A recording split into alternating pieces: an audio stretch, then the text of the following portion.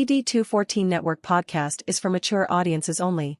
Any videos, music, or entertainment not originating from DD214 Network is used and covered under Section 107 of the Copyright Act of 1976, also known as fair use. Opinions expressed are our own and do not represent any DoD or U.S. government entities as a whole. This podcast is for entertainment purposes only. Viewer and listener discretion is advised. You are no longer alone now because we have you.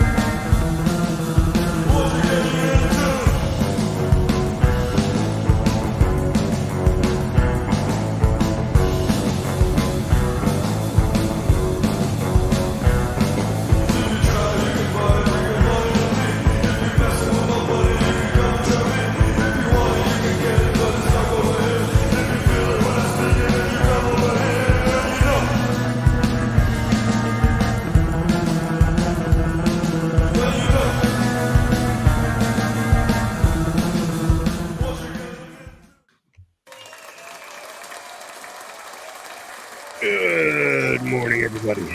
Howdy doody. Yeah, definitely. Good morning. Duty. Definitely duty. You're feeling like duty? I mean, this whole week has just been like it's been like a garbage truck filled with all the fucking like nastiest, like most rotten shit. Like all of it. Yeah. All of it at once. All in your face. Mm-hmm. Like in the back of a fucking dumpster. Right? Like on the back of a truck.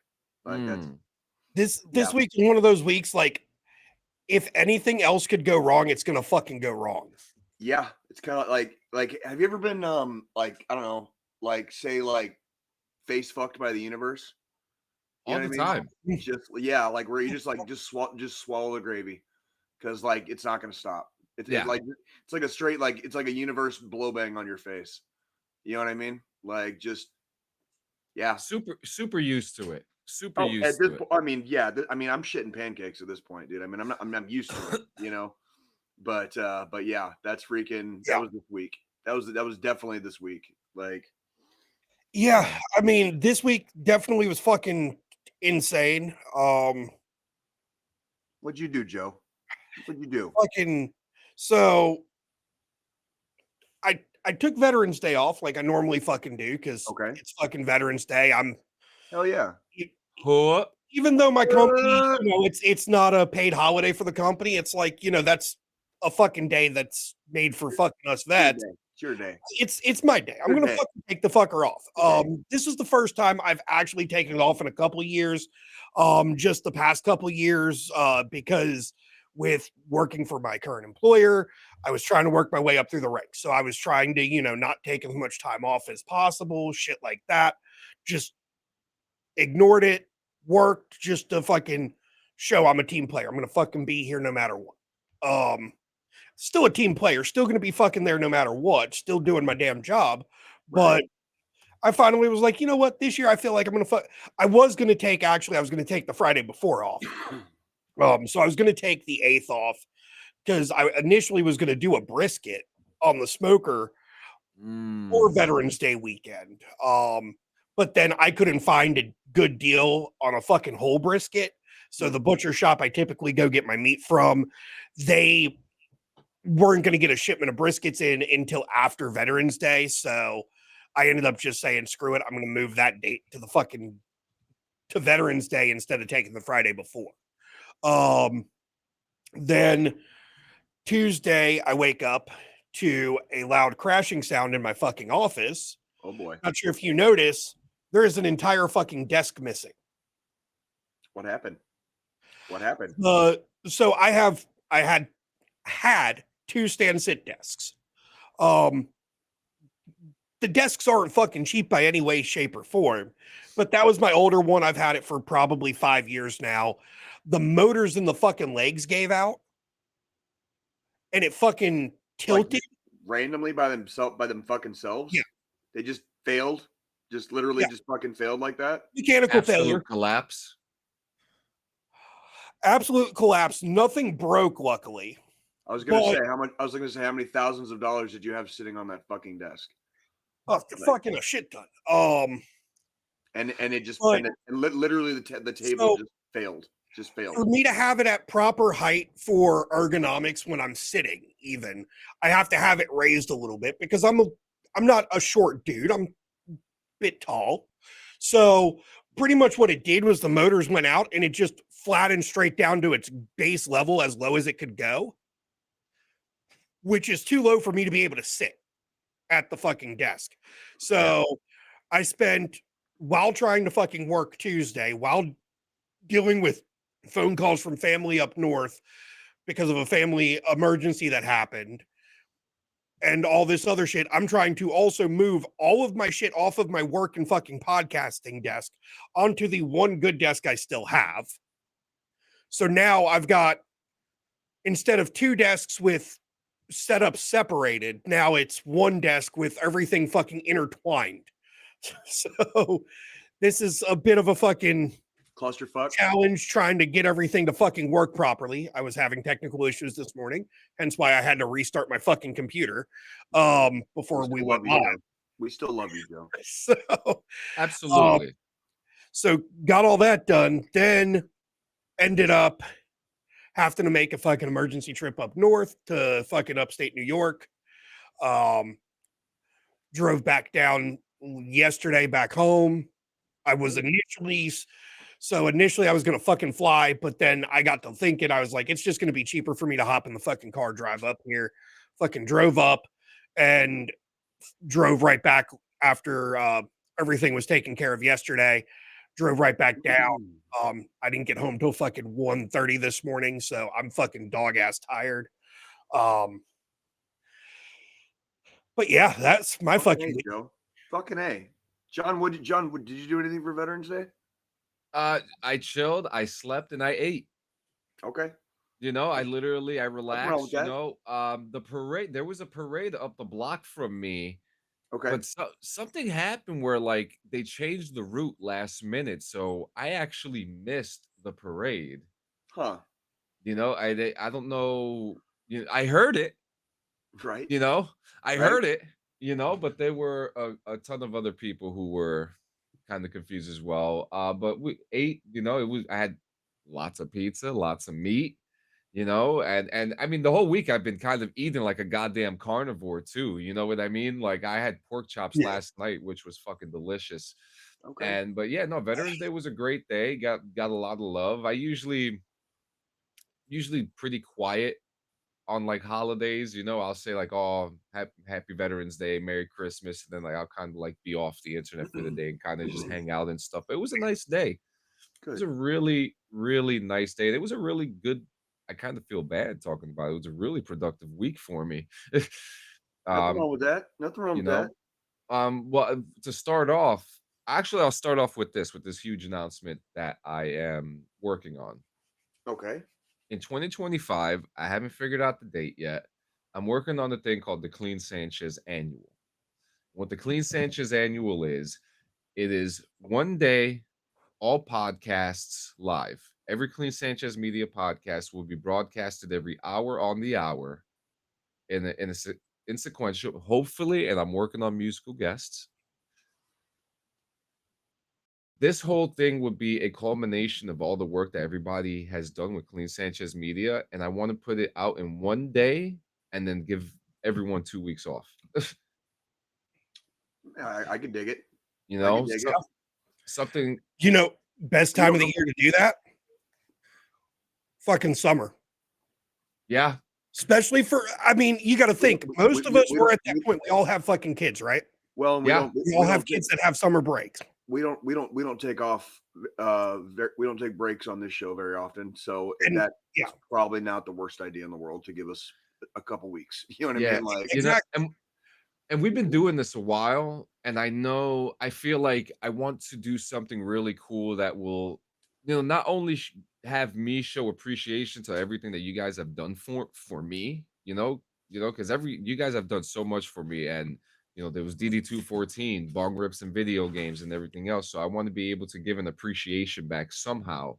And I think doing the Clean Sanchez annual would be something fun to do. And we'll all do it. We'll do it right here in Mellon. Sure. The stream will stay on for whatever 8 hours straight. And people come in and out, and that's that, Easy peasy lemon squeezy. So that I've been working on that this week. Joe, did I see a fucking yellow jacket? Are you drinking a yellow jacket? You fucking are, aren't you? Look at you. My wife is watching that show too. She loves it. It's fucking here. I gotta give Joe his roses, right? Yeah. I don't have it on this one. I was looking for the fucking Western song. Shit, since I'm drinking a good old banquet. Yeah. I didn't mean to interrupt you, John. Sorry. No, it's okay. I've also been kind of in my head thinking about what I can do for veterans too on a smaller scale as far as podcasting goes. So I've been thinking about a few things. I'm not sure where I'm going with that yet. And then this week, maybe Scolini might have heard of it. The Unreal Engine 5.5 got released this week. People have been testing it out for the last couple months and stuff like that, and I kind of been dabbling with the character creation and stuff like that. And man, if you look at some of the videos that have come out with Unreal 5.5, we're gonna have some magic coming out within the next couple of years if we have some really good, passionate developers doing something. I mean, I'll have faith in the gaming industry when the gaming industry gives me a reason to have literally any fucking faith of them ever again. You're gonna be excited because there's gonna be a 6-episode series coming out on Clean and Friends about Paradise. And the game? Yeah. So we have new information. We have guests. There's a silver bullet. The silver bullet's there, and we actually there was a guy that went. No, he's not talking about fucking Coors Light. Yeah, and there was actually a guy that went over to the building where their address is listed. So that was another funny thing, and there was nothing there. But working on that too. Working on that too. But yeah, man, it was a pretty good week. Ate a lot of pizza. Worked on a lot of podcasts. I streamed a little bit this week. You could literally eat pizza every fucking day. I do. You'd be fine. You'd be fine, wouldn't you? You'd be fine. I do. I was going to say, why does that not fucking surprise me that you ate a lot of pizza this week? It's one of the things that we can just consistently say. This week in John's fucking life, he ate a lot of pizza. Yes, like 100%. You can bet the house. John ate some pizza. He ate some pizza, guaranteed. And it was delicious. Delicious. I ate something really fucking good this week too, and I can't remember what it was. So it must have not been that good. Did you go to a restaurant? Was it a restaurant or at the house? No. We don't usually go out to restaurants, but there's actually one opening up not too far from us that's caught our attention. It's a pizzeria restaurant, but it's one of the one of those fancy ones. But yeah, it's pretty exciting. Fucking pizza in the name. Fucking boom. John's interested.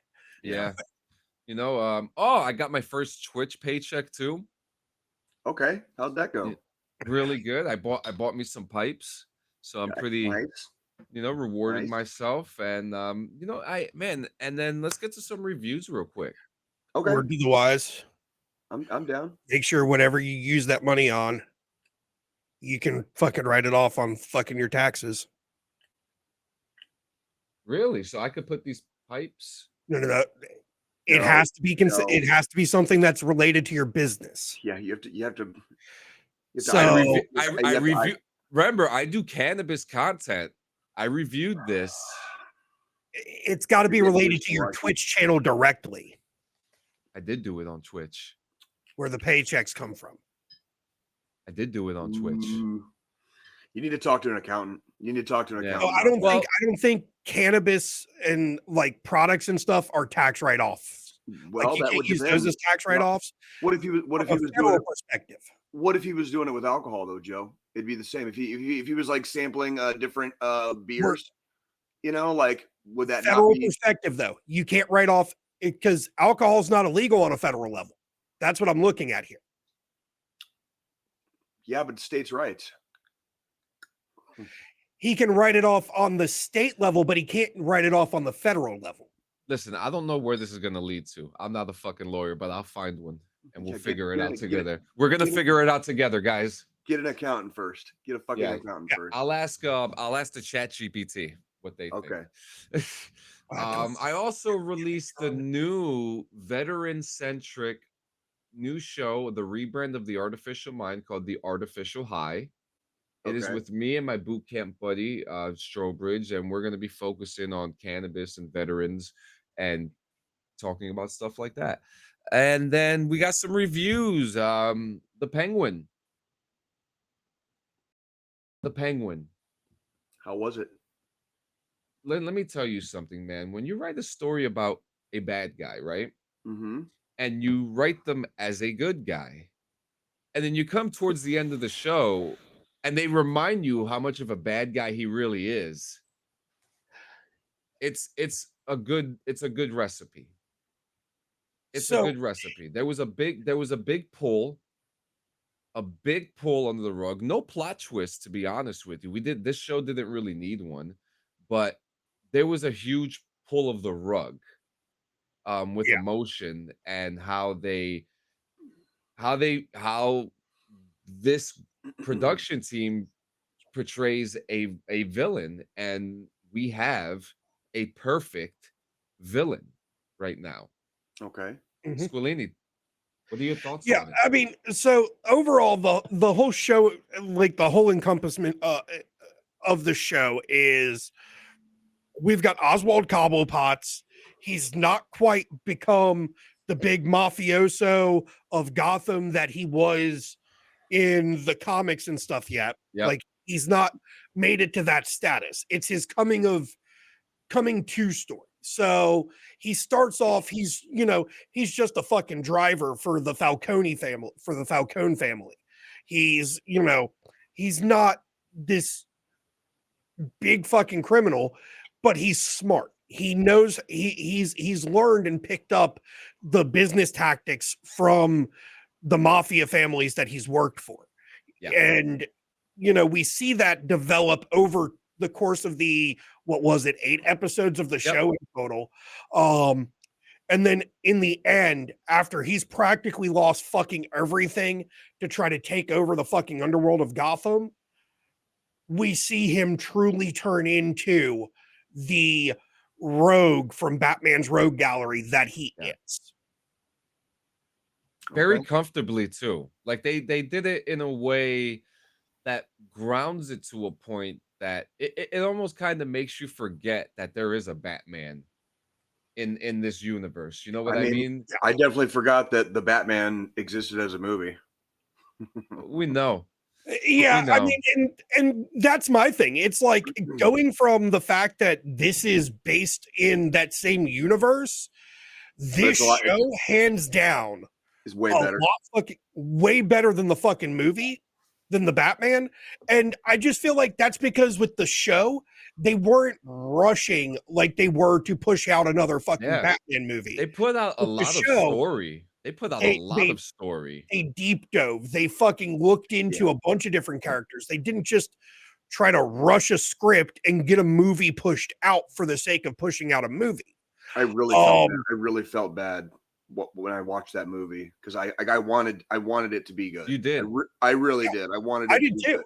And for the first 30 minutes, I thought it was going to be for the first 30 minutes. I have to say too, like you guys know, I've spoken openly about this. I love that movie, but every time I watch that one scene, that one scene really does bother me.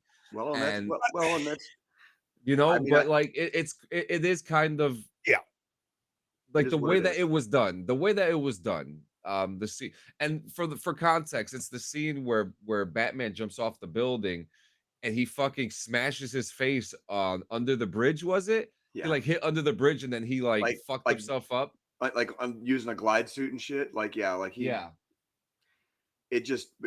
dude would be dead. He would have been cut in half. It would have been cut in half. So that I mean, and I actually I agree with you, Jay. I agree with you. Like that specific scene really does take the immersion out of the film. But you know, that's we're talking about the Penguin Well, here. Yeah. but I mean, overall, the show, I would give it an 8 out of 10.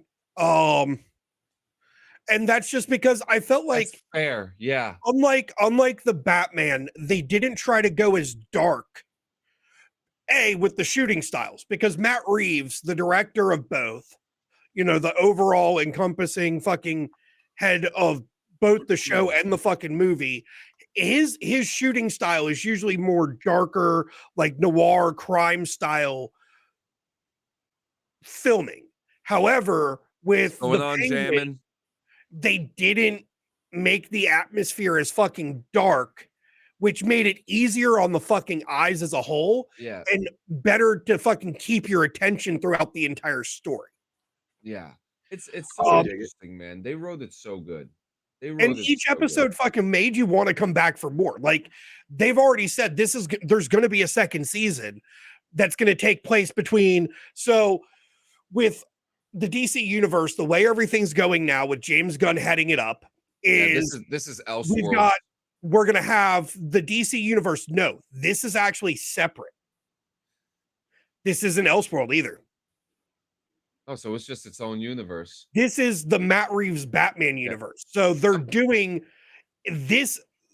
The Batman with Robert Pattinson has its own universe within DC cinematic extended universe. Yeah. And so I hate to say this too. It's not gonna last. It's gonna be so good, but it's not gonna last. I can tell you right now, after this second movie, it's gonna be over. Well, they've already got it slated. So second movie's happening. Then we're gonna get season 2 of The Penguin, which is supposed to take place between the second movie and the third movie. So I mean, I'm interested to see with how they did The Penguin. I'm interested to see if they learned anything and if the next Batman movie is better than the first one. Yeah, I'm hoping that they learn. I'm not gonna go see it in the theater. I'm gonna wait on you guys. No, I didn't even go see the fucking last one in the. I didn't go see the first one in the theater because I already knew. I'm the comic book guy too. So like I'm in there like fucking. So I mean, but while we're in the theme, it is Batman. The new Absolute series came out in the comic books, and you know I have a deep love for comic books and like the way that to me they're modern day hieroglyphics. You know, they one way of looking at it. Yeah, you know, they tell beautiful stories, and they introduced the new Absolute series. And this comic series is the reason why I feel like this universe is not going to last, because this Absolute series, people think that the Batman movie is grounded. This world that was created by Darkseid, you know, it's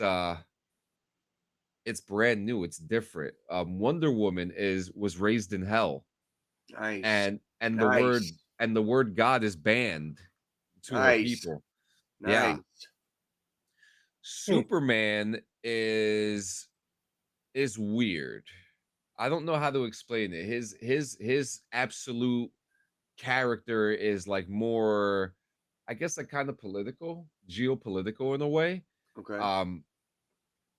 I need to wait for the next issue. I'm not getting a lot of understanding much about what's going on with Superman, but Batman's not rich.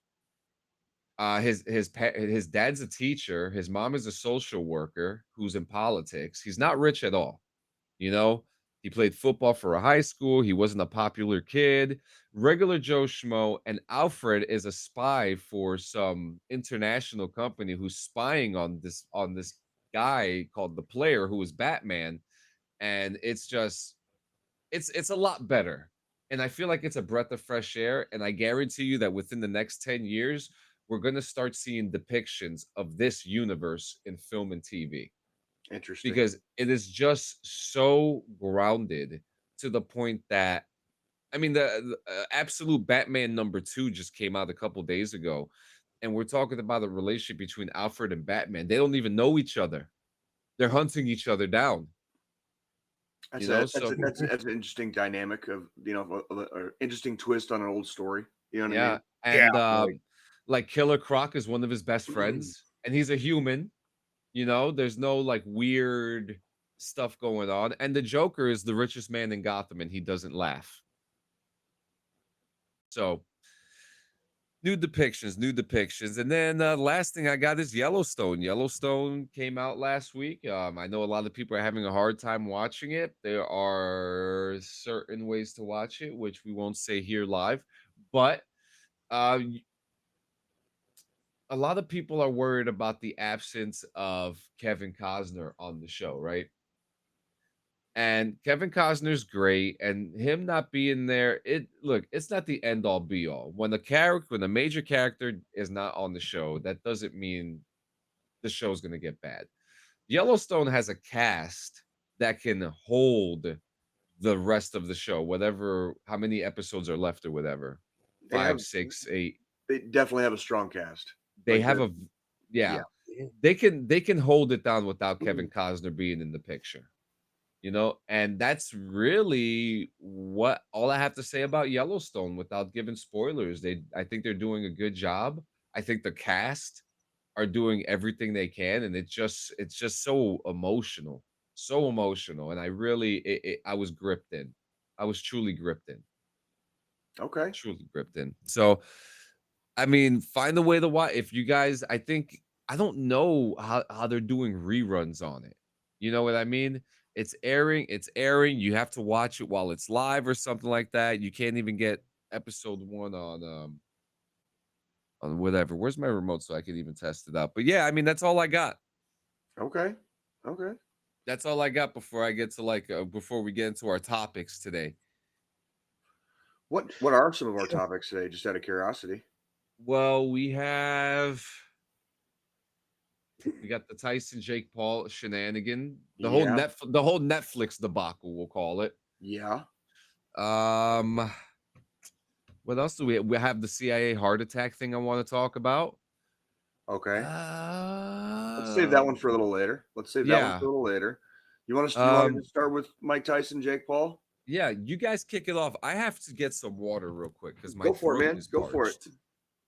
Well, Joe, what'd you think? It's like I'll tell you what I think here in a minute, but mine won't be very long. So why don't you kick us off? So I feel like there's a few things I'm looking at from this. First, we're gonna look at the fucking whole fucking buffering quality fucking issues that we had.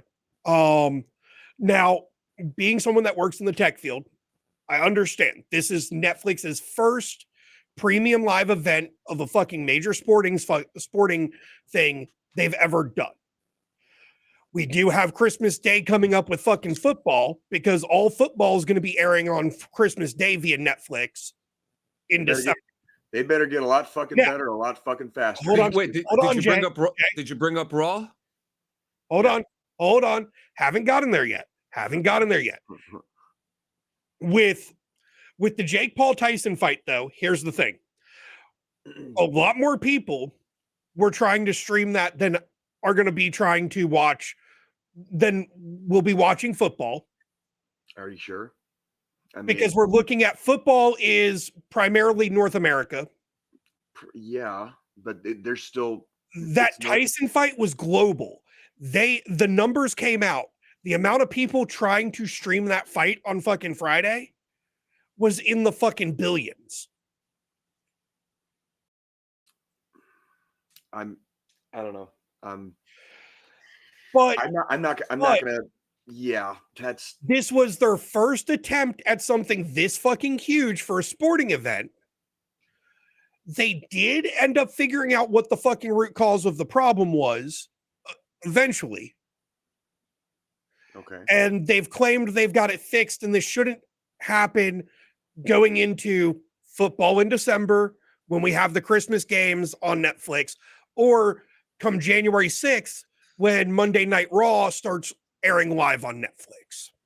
They've been airing football on Twitch, and that's been doing great. So it's been airing on Twitch on Thursdays because Amazon owns Twitch. Amazon has the rights to Thursday Night Football. Henceforth, Prime's Twitch channel, the Amazon Prime Twitch channel, shows the fucking football games there also. It's pretty cool, to be honest with you. I don't know, man. It's getting kind of hard to keep up with football when I have to have 15 different fucking streaming services and fucking like I can't keep track of like where to watch the goddamn games anymore. Like, I mean, so we that's haven't a major problem with all sports too. Like all the sports apps are fucking terrible with that. Well, I mean, look at what is it? Fucking Apple TV has MLB and fucking Major League Soccer. Yeah. Fucking Netflix is gonna have fucking professional wrestling. Mm-hmm. I got no, dude. I can't. Wrestling. I can't keep up with half of my sports anymore. I live locally in Kansas City, Missouri, and I can't even watch local games like the ladies soccer team, the men's soccer team. You know what I mean? The fucking Royals half the time because bars don't even carry the fucking bars. Bars still have fucking cable and satellite. You know what I mean? They don't have all the different streaming fucking platforms to watch local sports. Literally local to us. You know what I mean? And I can't keep up bullshit. with it. It's bullshit. Especially when you live in the motherfucking city. Like, how do you expect anyone to care about your local team if nobody ever gets a chance to even watch it? You know what I mean? Yeah. I mean, that's ultimately what it comes down to. And it's weird. It's like I need to live in Kansas City in order for me to watch a New York Yankees game. Like it's so crazy. You know what I mean? Like that's in essence. It's so weird to me. And it's the same thing with football and soccer. Mm-hmm. Like I don't get it. Like, are you forcing us to have to go to the games? Like, right. Yeah. So I mean, there were a lot of fucking technical issues. With the whole fucking debacle Friday with the fucking Tyson Paul fucking mockery of fucking professional boxing. Because it's so hard to make a mockery of boxing, right? Like, because that's never happened before. Gosh, I mean, fuck. I think the last time a big mockery was made of pro boxing was when fucking Tyson fought Holyfield. No, how about McGregor and fucking the McGregor Mayweather fight. Yeah, that was I mean, at least McGregor. I'm trying to fucking forget that one. Just like I'm going to try to forget this Paul Tyson fight. At least McGregor showed up to fight. At least he showed up to fight. That's all I can say. Man, season tickets to the New York Knicks. You know who else had tickets to the New York Knicks? The Menendez brothers too. Like they, Jesus, way to fucking go there, John. No, I'm just saying because like they're on a basketball card. They're on a basketball card. I don't know if you guys knew that. And it just came up to me the other day because I was just thinking about the New York Knicks yesterday. And when every time I think about the New York Knicks, I think about the Menendez brothers. Because they're on that trading card.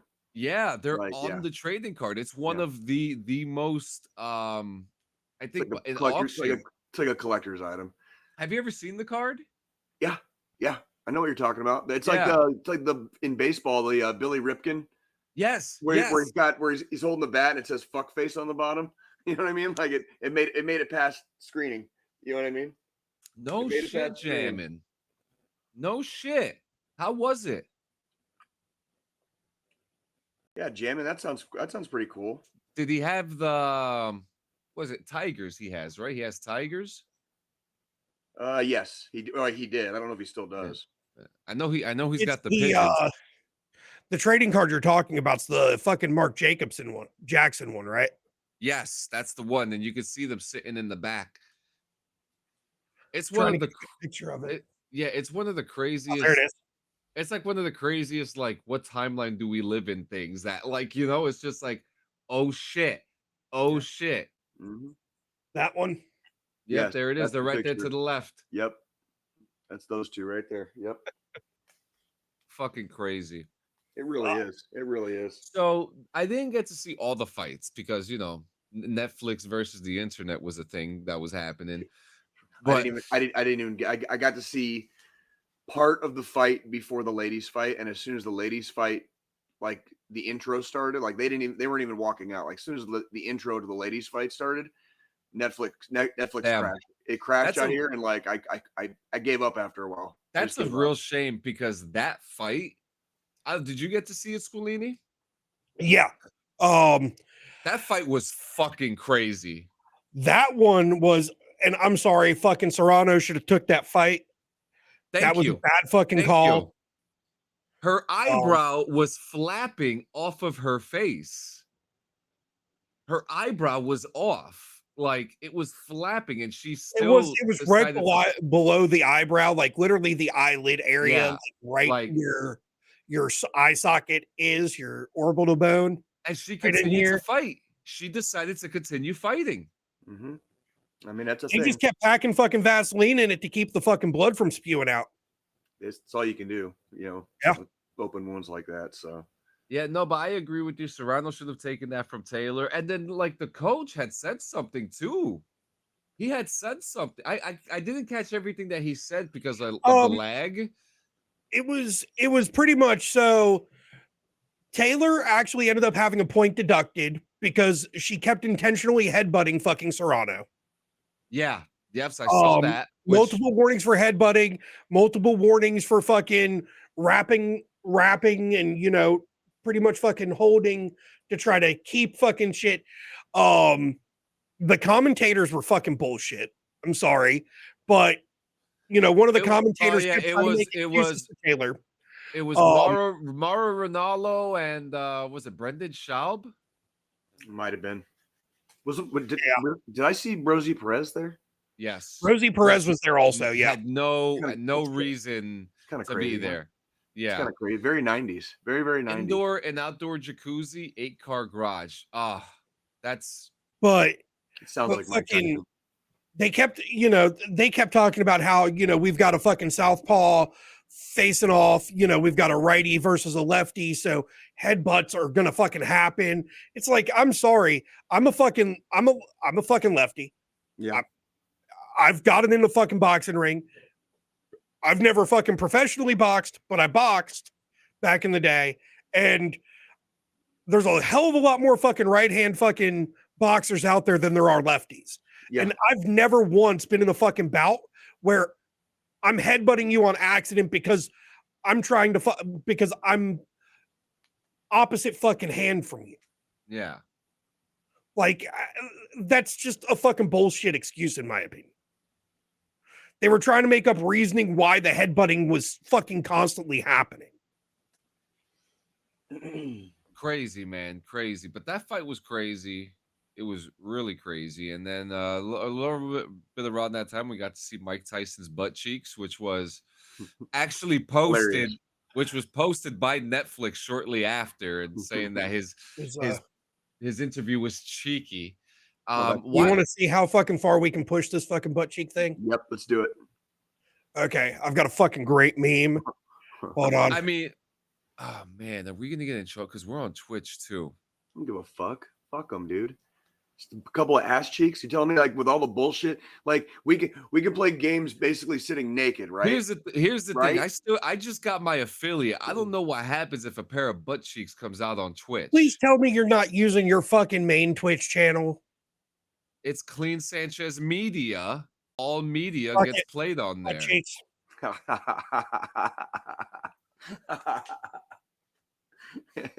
Definitely cheeky. Lord.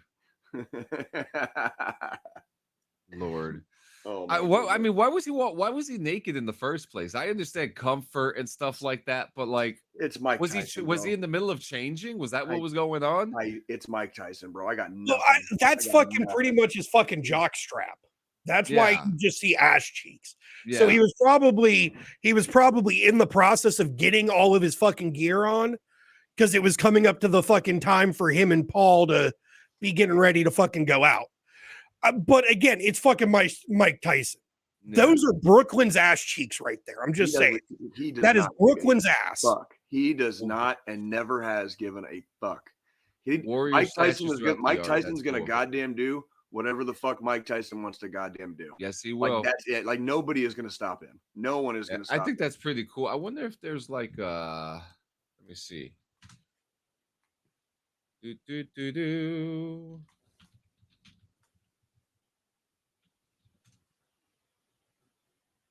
Oh yeah, look at this.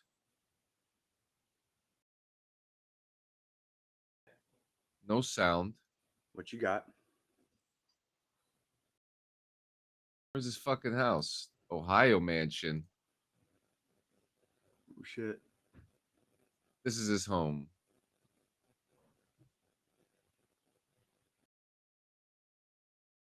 It's nice. It is. It looks. Oh, it this looks, is the Vegas mansion. okay. That's the one Jammin's been to. It looks like a I'm palace. I'm assuming $3 million. That actually doesn't sound bad compared to all the other houses that these You got to celebrities think buy. he had that house. He got that house fucking ages ago. Yeah, that's what I'm I saying. guarantee you that motherfucker cost way more than $3 million now. Like when he purchased it, it was probably 3 mil. Yeah. But now it's probably, you know, couple 10? hundred mil. No, no. It wouldn't go up that much. It No, wouldn't. no. Maybe 10. maybe 20. I was thinking 20.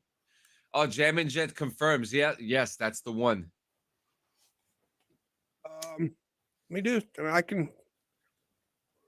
Is Tyson's Vegas mansion?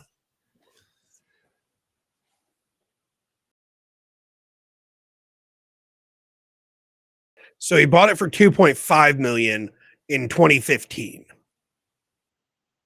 Okay. However, today it is 4.5 million. Okay. So there you So go. he's gained 2 million in fucking escrow. That's awesome. In 10 years. Probably put a lot of work into that house then. That's the only thing I can think of. So let's get to his fight. Let's. Jake Paul, Mike Tyson fight for 2 minutes a round, which now I'm not familiar with boxing rules. Explain to me the 2-minute thing because I thought they were longer than that. So, okay, so a men's professional bout is 12 rounds at 3 minutes a round. So technically we're looking at 3-minute rounds. So let's go back to the championship bout that happened, second match of the night. Yeah.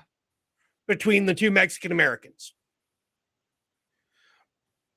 That was a proper sanctioned match because it was 12 rounds, 3-minute rounds.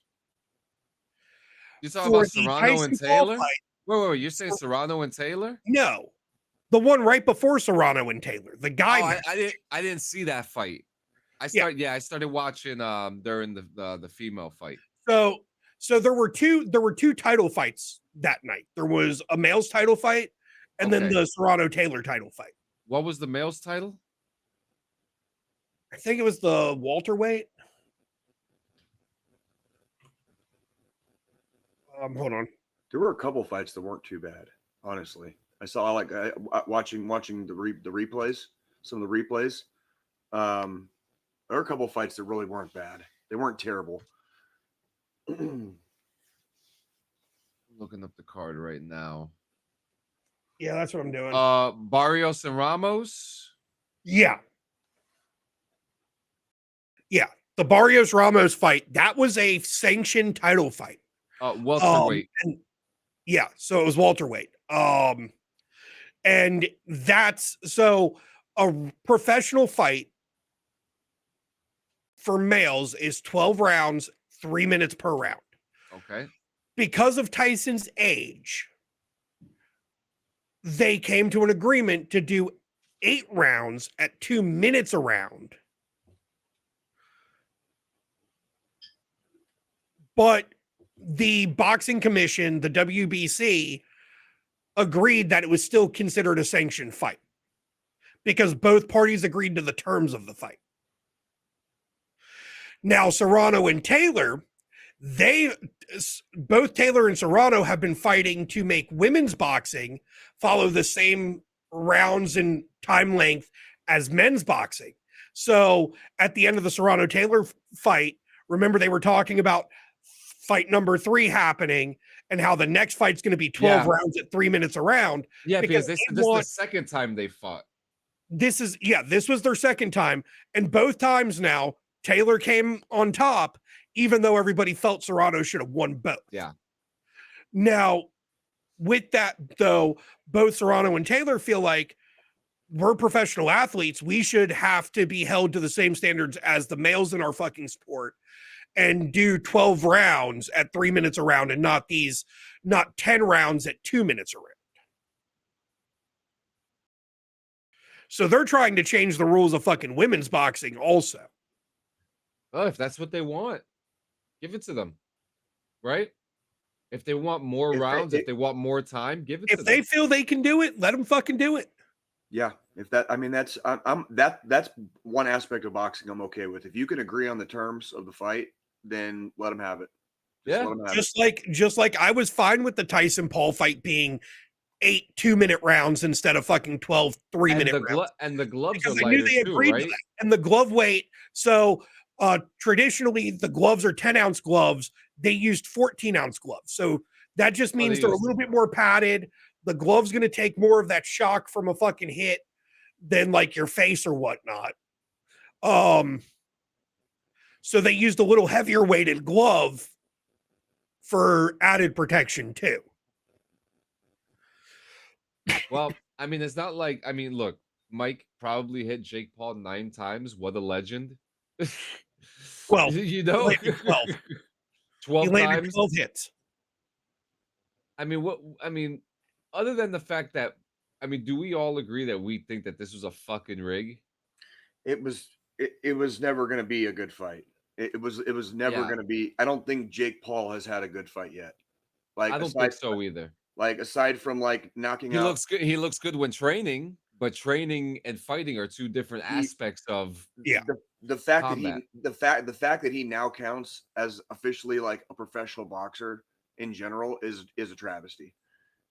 He's not a good boxer. I haven't seen anything that's impressive about him from a boxing perspective since he came out. He's got knockout power, but he knocks out fucking washed up fucking has-beens. Yeah. You know what I mean? So, like fucking like the dude is not impressive. It's completely and that's one of the things. So Netflix did a little like 3 episode documentary leading up to the fight. I watched all 3. And at one point during all this, Paul's entire training camp changed except one guy, because when he lost a fight, his entire fucking team left him. And then he brought in a new fucking coach, and the new coach was like, the kid had no fucking fundamentals when I came in. He had none of the boxing fundamentals because his old team wasn't teaching him the fundamentals.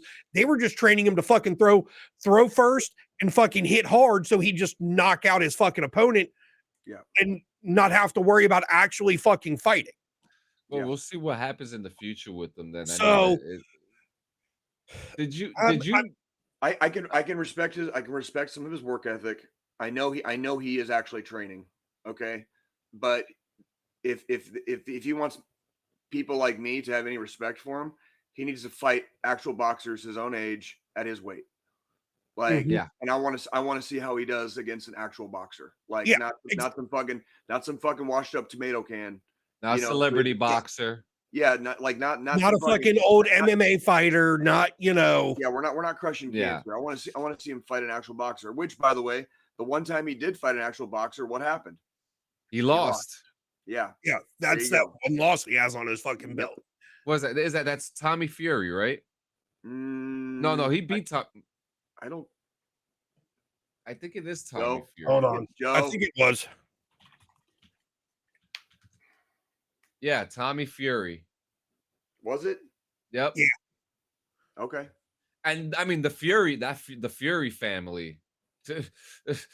I mean, you seen what John does, flipping tables and throwing cake at people and shit. So those guys could actually get it done. But I mean, so interesting. What a weird world we live in. But I don't know if you saw the clip of it. It was after the Tommy Fury fight was when he announced the Tyson fight. Well, that's when his entire fucking team left him, his training team, and he had to rebuild his team.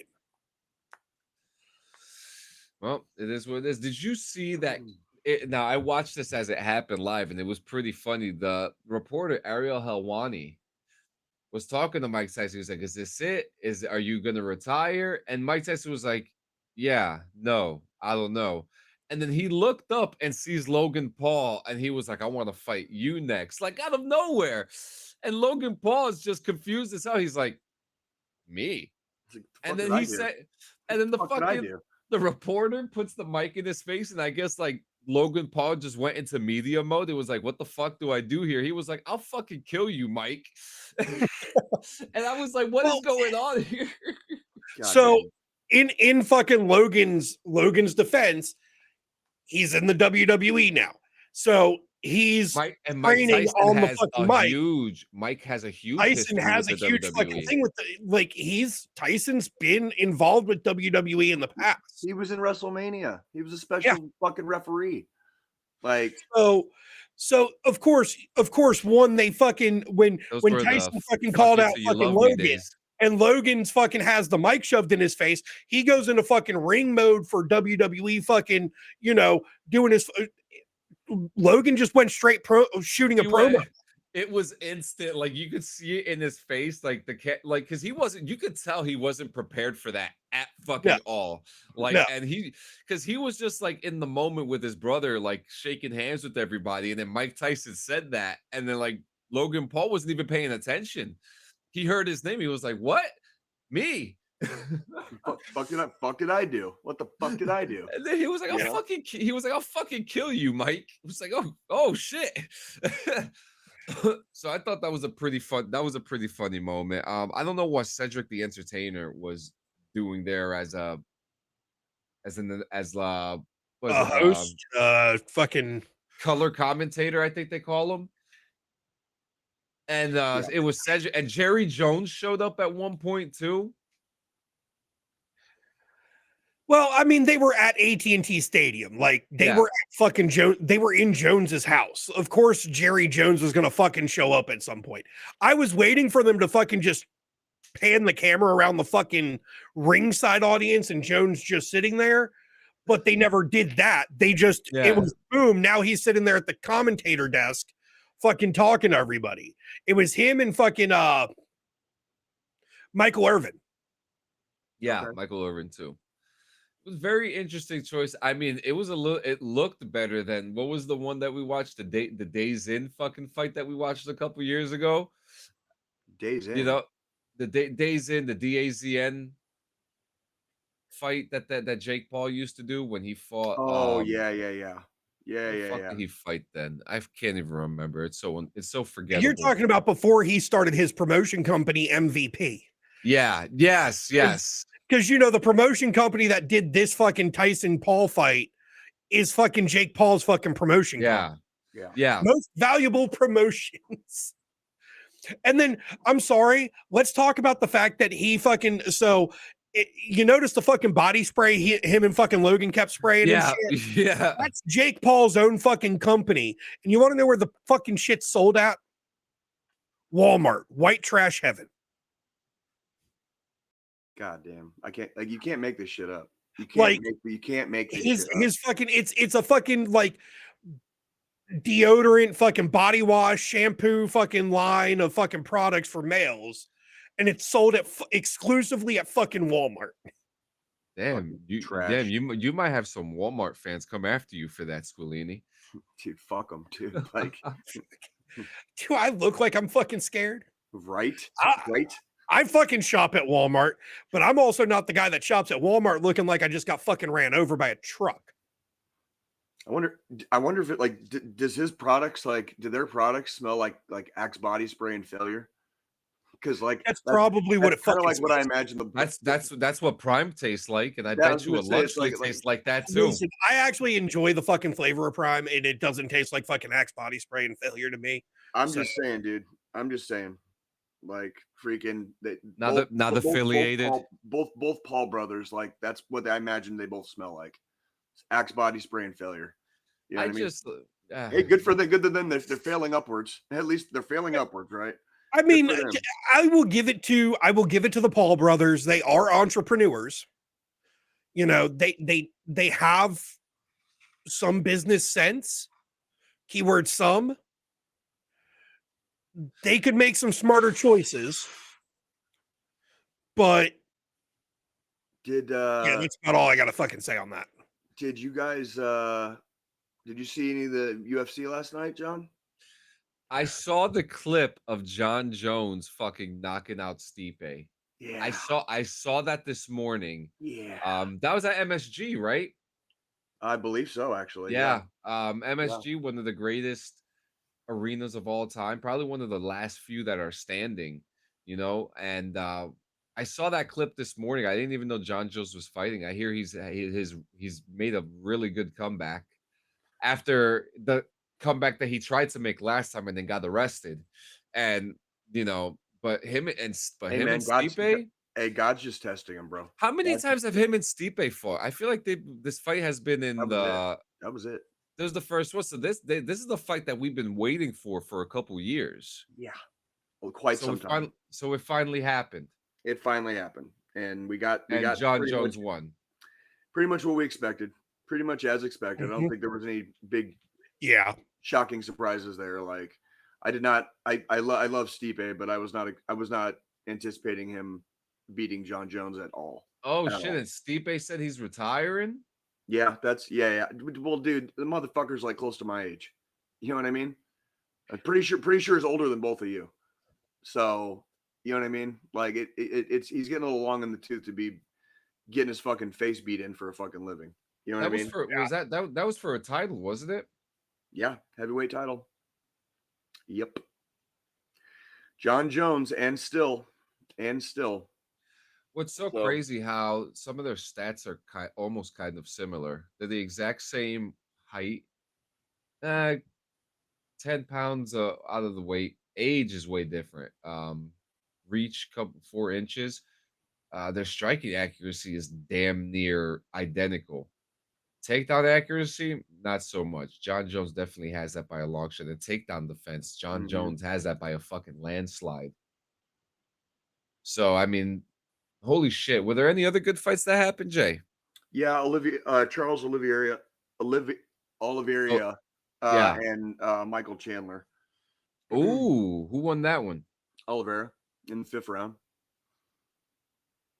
So, what are your thoughts on Chandler right now? Because it doesn't look like he's living up to the hype. He reminds me a lot of what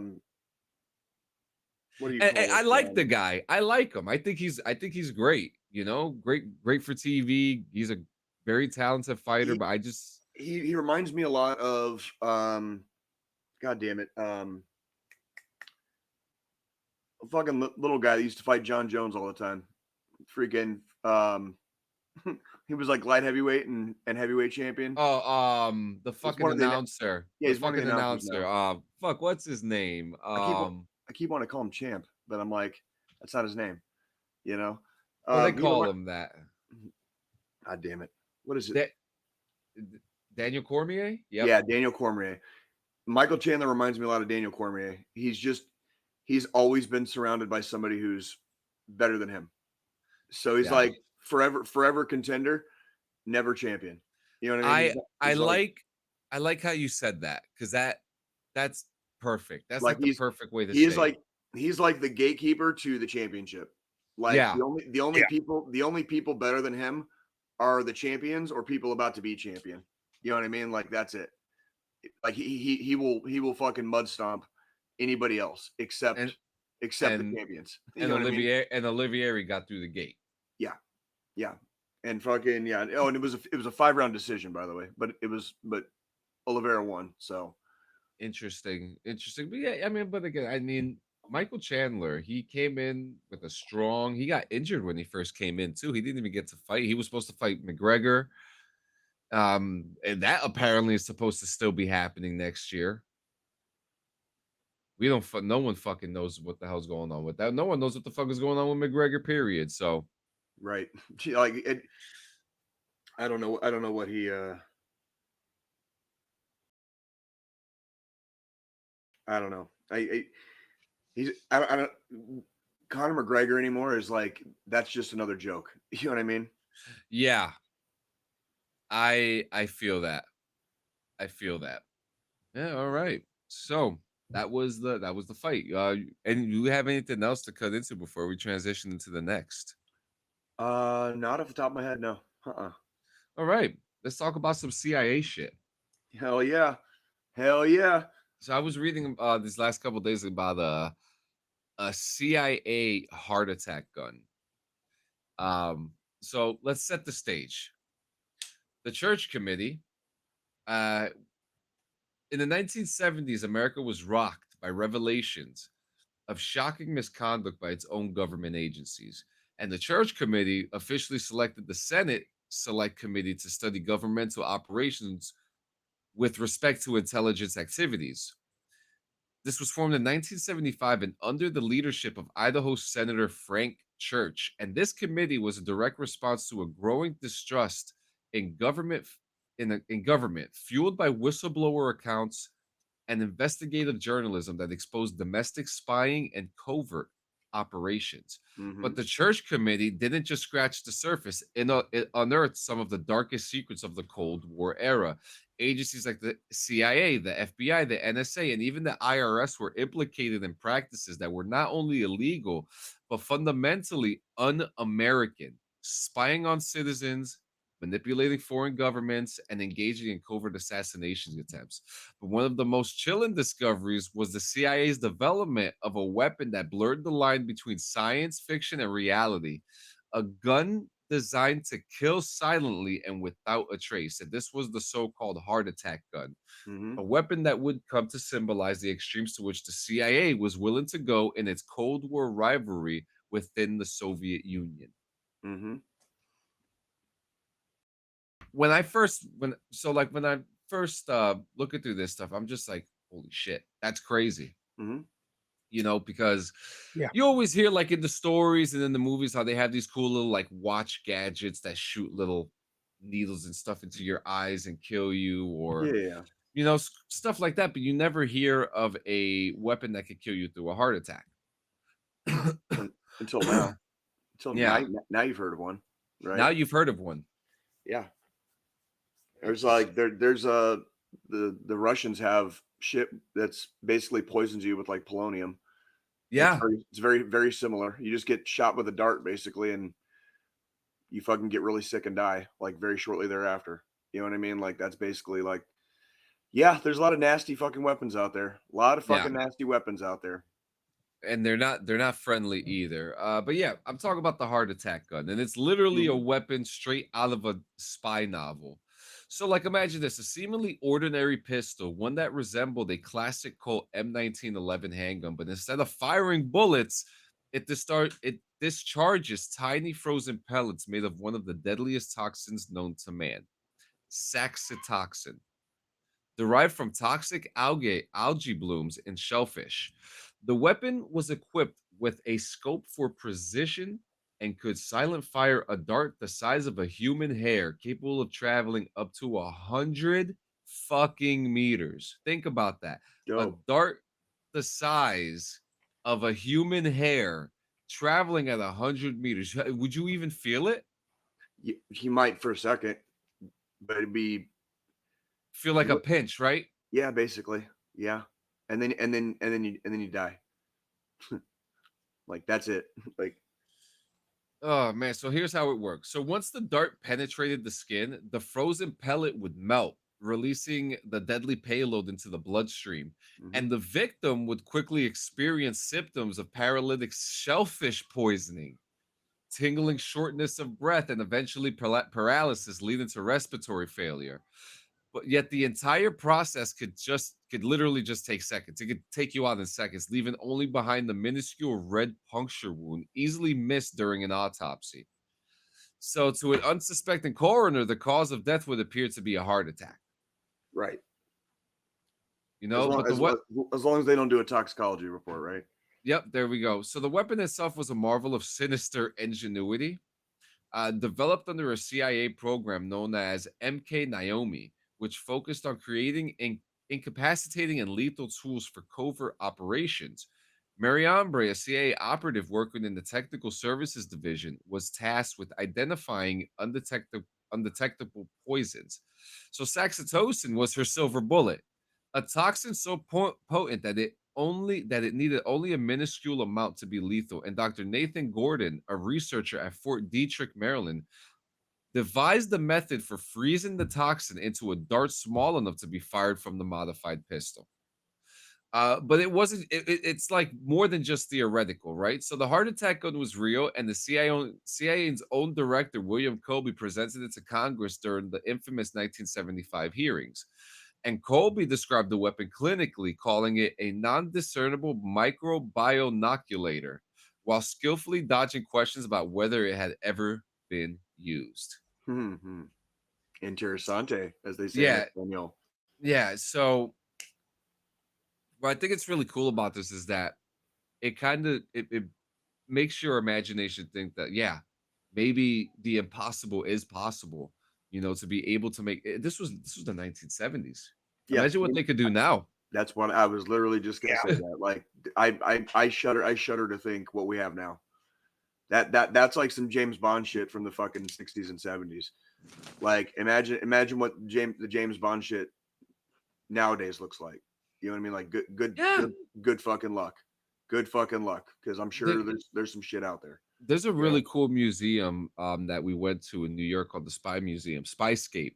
Yeah, you've told me about that before, haven't you? Yeah. Highly recommend. It's a really cool museum. I actually there's another one that's like a couple hours away from here too that I want to check out. But don't, we're almost done. All good, homie. All good. For me, this was like making a book report. Like I actually was really happy with when I saw this.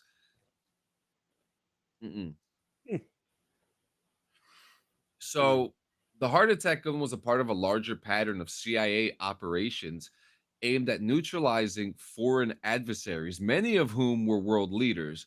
And during the hearings, the committee uncovered the agency's extensive assassination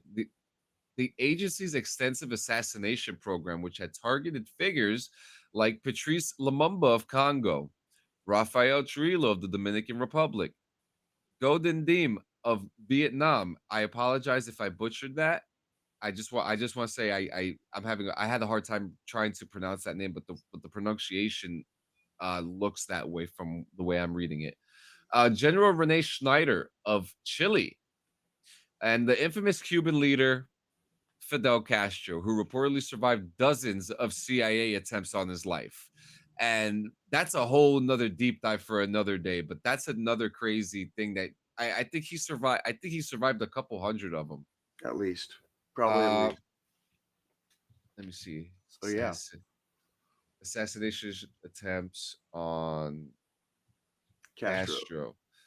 634 assassination schemes or attempts. Jesus. Like, yeah. And he survived every single one of them. He's a survivor. Well, I mean, not anymore. No, yeah. He passed away, but yeah. So the assassinations were intended to look like natural deaths or accidents, and the heart attack gun was the perfect tool for such clandestine missions. We were just talking about Castro, and I'm thinking about that mission in the first Black Ops. Thank you, babe. Where you actually invade Fidel's compound, and then you find out that it's not actually Castro. It was an actor. Pretend to be Castro as Castro actually left. Sorry, brain fart. But it was even unique on the other side of the Cold War. The KGB was also employing poison weapons. Jay, are you surprised? No. I remember the tail end of the Cold War. I was just a child, but I remember the fucking Cold War, and anything we had, they had, and anything they had, we had, and there was this arms race basically, and who was going to have the bigger standing army, who was going to have more nukes, who was going to have fucking more secret agents, and it wasn't about in Europe. It wasn't about how much you had. It's about what you had, basically. And Russia has always done that. That's always how they played the game, and that's why they use human wave tactics. Still, is like it's like we have a dick too. Look how big it is. That's all they know. That's literally all they know. It's like. Yeah, it is what it is. But point being, guaranteed the Soviets had a lot of fucking nasty secret agent type shit. Yeah, and we actually have a perfect example. one example was Bohdan Stashinsky, a Soviet agent who assassinated 2 Ukrainian activists with a cyanide spraying gun. Their deaths, initially ruled heart attacks, were later revealed to be murders when Stashinsky defected to the West. Oh, what a coincidence, right? Got away with it too, didn't he? Yeah. Yep, because he defected. Yep. How about that? Oh, Yep. crazy days we're living in. Crazy days Yep. we're living in. And now the last part I have here was the fallout. So Nixon's ban and Ford's executive order in 1969. So when he imposed the ban on the development and stockpile of biological weapons, including toxins like saxitoxin, he ordered their destruction. But there's evidence that the CIA quietly ignored these directives, and reports surfaced of saxitoxin being warehoused at CIA headquarters with enough stored to kill thousands of people. Officially, the CIA claimed its biological weapons programs, including MK and Naomi, were halted in 1970, but skepticism remains. The Church Committee's findings led directly to policy changes. In 1976, President Gerald Ford signed an executive order explicitly forbidding U.S. government employees from engaging in political assassinations. Yeah, like that ever fucking stopped anybody. Yeah, exactly. It was a landmark moment in the American intelligence history, but it raised questions about the effectiveness of such bans in curbing covert operations. Yeah. So, Could see that one coming a mile away. yeah, so I mean, very interesting stuff. I think this is a nice little history lesson about things that were happening during the Absolutely. Cold War. Well, it's good. It's good that we learn our history too, because that way we're not doomed to repeat it, as it sometimes might appear otherwise that we are repeating some history right now. But that's okay, Yeah. right? That's why we learn history. The last time I saw someone use a poison was that one. Was he a general? I forgot which country he was. I know the Russians have killed a few people in Europe. Like there was one guy in London, and yes, fairly recently, like within the last 10 years. You know what I mean? But Yeah. like the Russians have been doing that shit for fucking years. Like yeah. they So and it makes spike their tea or some shit, you know, and make them drink poison. Like you know, whatever. and we're not spies. We No. don't know how it works. We Not don't know what their system is. We may think we know, but We you know, might might have an idea, but we really don't know. yeah, That's and really because like because I remember living in New York City when that female got arrested in New York. I don't know if you're familiar with that story. She was a Russian spy trying to build connecting bridges. Yep. And my wife and I saw her get arrested right up the block where we were standing when it happened. You're right You there. know? And I mean, you are kind of in the center of the universe, being in that close proximity to New York City. It's scary. I mean? It's scary. There's a lot of fucking scary people out there. There's people in Kansas City that, you know, as much as it pains me to admit openly and out loud, there are people in Kansas City that I would be terrified of to be in the same room with. And I think that should say a lot right there. Yeah. That and then, I would be in fear being in the same room with some people. You know, and then go ahead. And then I start thinking about national security. You know, and I start thinking about like what's happening with the Paradise situation, right? Yeah. And what we were talking about a couple weeks ago, how I feel now it's starting to become a little scary now. We're coming into national security conversations, and these are things that people have been talking about since before the 1970s, you know? Oh, yes. Well, and the internet changed a lot of things, but it did. If you have certain states that are bad actors and act in bad faith, they can exploit the internet for what it is. You know what I mean? And use the internet kind of against itself. And it makes it that much easier to spread disinformation and to sow chaos. Yeah, the technological age ruined us. I wouldn't say it ruined us. There are probably more advantages than disadvantages. But if there's no fail safe, there's no guide rails for what is and what is not. And if you're raised on it, how do you know the difference between this is true and this is not true? How do you know the difference? Very well said. It takes a lot of effort sometimes to be able to vet stuff and figure out what is and what is not on your own. and you have to be a reader, and you have to understand the meaning of certain words. Like words fucking mean things. So how can you tell, is this a piece of news art? Is this a news article, or is it fucking propaganda? Is it both? Yeah, You know what I this is mean? Like, true. because This is very true. a lot of it sounds the same. A lot of it sounds the same. And when you have Yeah. these bad faith, bad actors globally, you know, country is really relevant. They're going to exploit as much of that shit as they can. Yeah. Now, I And hate to use I hate using the term fake news. I think that term is so stupid because there's always news that's not news. You know what I mean? sure, Like, because it can be because fake news, yeah, there's fake news, obviously. right. But anyway, yeah, the term is stupid to me, but Yeah. like, it's hard to determine sometimes when you're watching, especially international things, you know, who are the good guys, who are the bad guys, you know, and Mhm. then you have everyone here in America kind of who don't know about things that happen, who don't know the inner workings, and then they throw Sure. in like some of their, I don't want to say ideals because everyone has the right to have their own their own ideals, but it's some perspectives of people that Mhm. drive people to make you think like, well, you know, well, maybe this person is yada yada yada, and that person is yada yada yada, and that company's blah blah blah. Right. You know, it's just gotten weird. You know, it's gotten It weird. is. It is. And that's, sometimes we need to freaking take a step back and go outside and touch grass. You know what I mean? And just do, you know what I mean? Like get our faces out of the screen Yeah, and just try to go relax. Cause like ultimately I think what it comes down to is um you're not going to be able to stop the march of progress. And the what up? progress can either come peacefully, or it's going to come with a lot of chaos. And there's some people that would rather see the chaos before the progress. So, you know, keep your eyes and ears open. You know what I mean? And yeah, Absolutely. watch out for the spy guns. Yeah, yeah, and God, I appreciate you giving me the time to talk about this. I thought this was really cool. I saw it, I was like, this is cool. I, Like, I, this is fucking cool. yeah, yeah, and You Yeah. know? I've read about clandestine activities and CIA stuff and FBI stuff. I mean, since I was a teenager.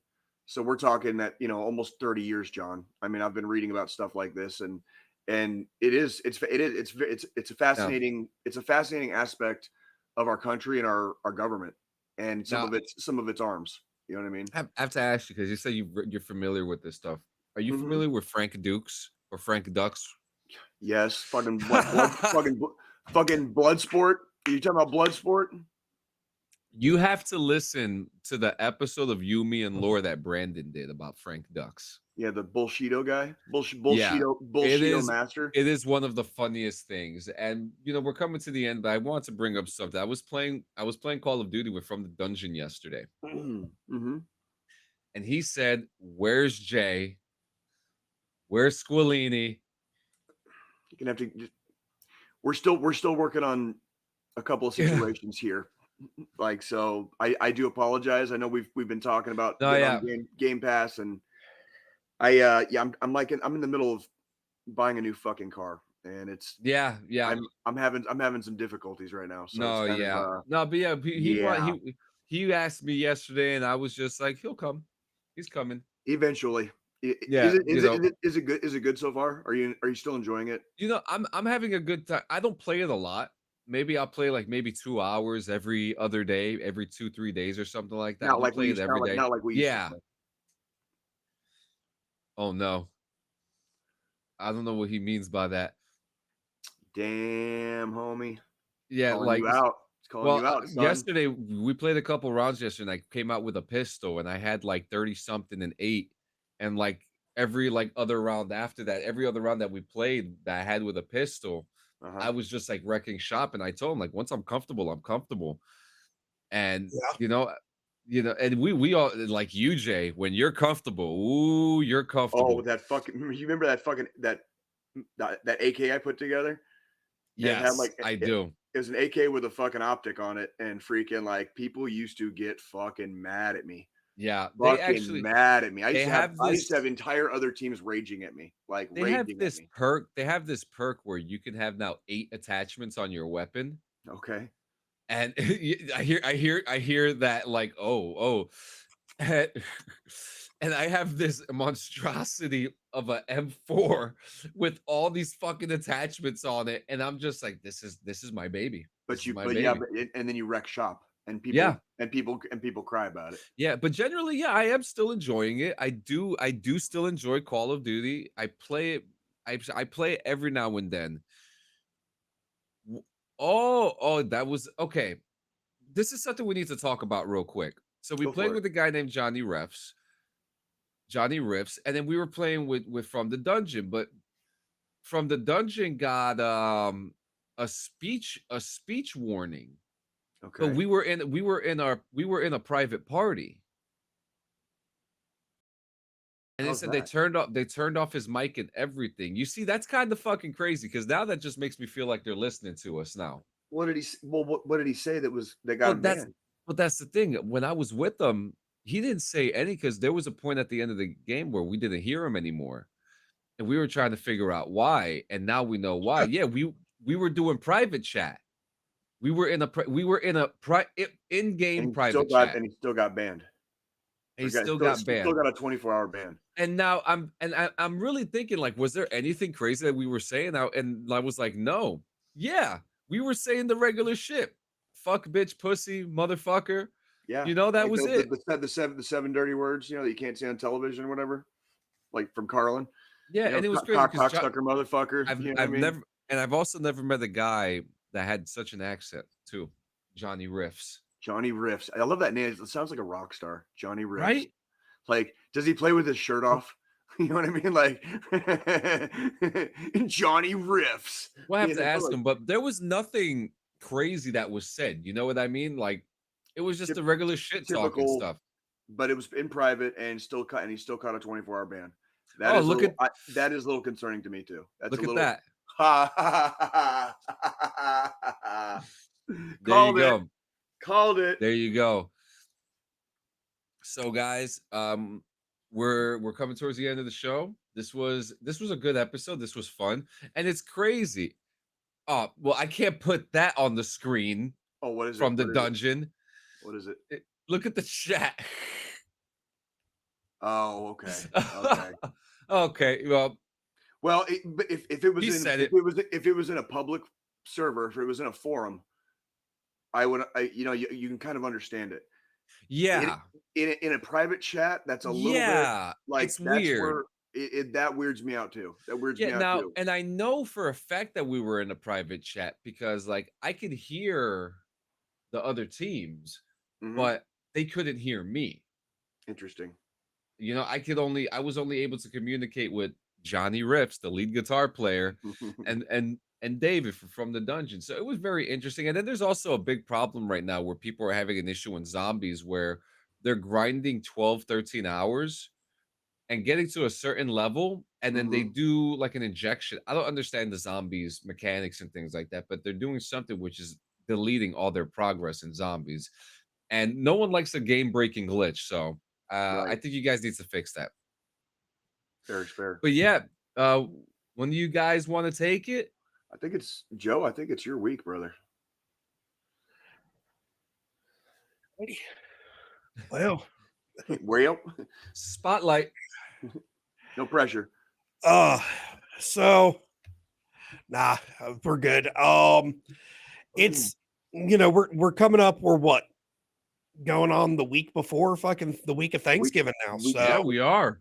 Yeah, so we're right at the fucking holidays now. Yep, it's happening. And during this time, we deal with a lot of remembrance and thoughts on those that we've lost, those that are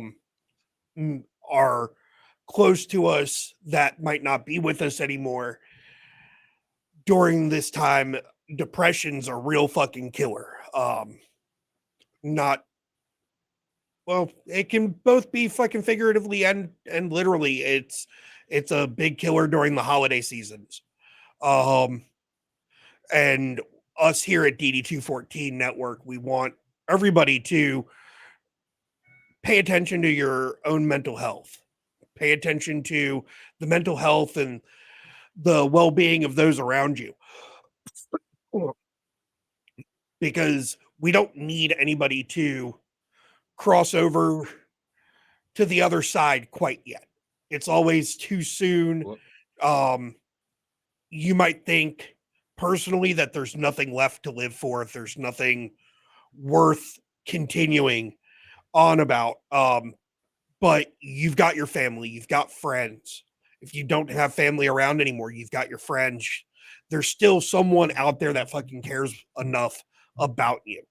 Reach out, talk to the people that you can confide in. If you don't have anybody to confide in, reach out to the National Suicide Hotline by texting or calling 988 or dialing 1-800-273-8255. That's 1-800-273-TALK. If you don't want to reach out to those avenues, you can contact myself, John, Jay, any of us here on the podcast, through Discord primarily. There's other avenues, but Discord's definitely the preferred method to reach out if you need that ear. We're here for you.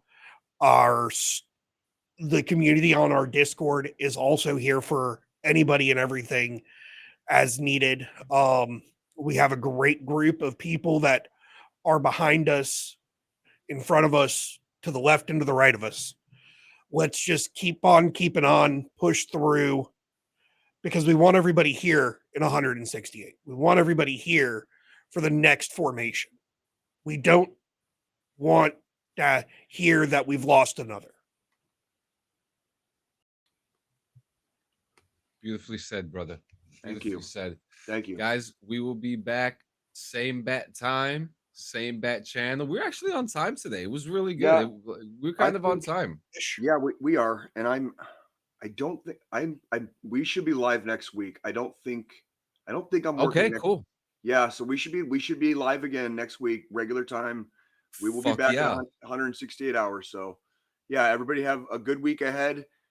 Stay safe out there. I know temperatures are finally starting to drop. It's the middle of fucking November, and I'm still wearing a goddamn t-shirt. So we're looking forward to getting a little chilly this week. Yeah, and my air conditioner's coming off this week too. So I'm telling you, man, bundle up out there. Freaking, love the ones you're with. All right, like give some of the homies the love. What are you laughing at? Squillini, do you leave your air conditioner up all year? Yeah, he has to. He has to because it was fucking all the goddamn machines in his house. His house would be a fucking. I forgot. In the townhouse, I've got this one in my office, which is actually off right now because it got down to 36 last night. So I just cracked the fucking window in the office while I was working. Crack the window when it's 30-6 outside. Crack the window. Did you hear that, John? Like, but there's also another one in my fucking bedroom.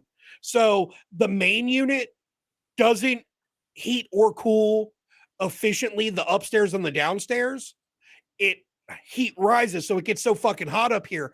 The unit in my bedroom is set to fucking 61 and still fucking on right now. Jesus fucking Christ, dude. Like, you're a goddamn polar bear, dude. I don't even, like, I when I got out of the army, I'm glad I'm not fucking cold anymore. Okay. I was sick of being cold and fucking wet and tired. Okay. Like, fuck. I don't like doing that now. I stay too fucking hot. Fair is fair. Your body, not fair mine. Is fair. Ladies and gentlemen, 168 hours. We love you guys. We'll see you next time. Be good. Go Chiefs. Go Chiefs. Well, yeah.